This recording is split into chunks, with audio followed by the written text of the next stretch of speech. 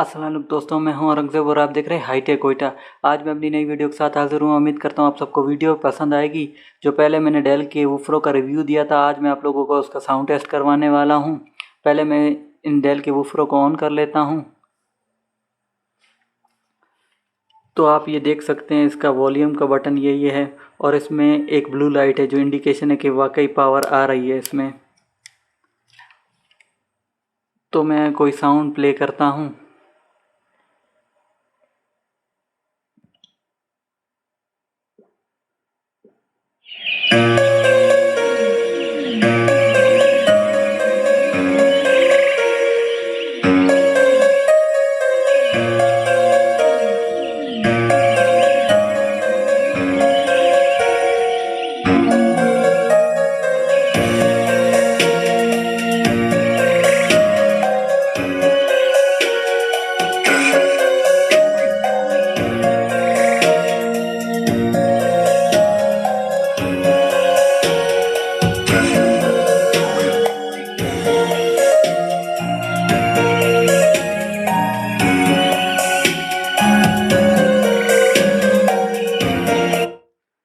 तो दोस्तों, साउंड इसका ये था।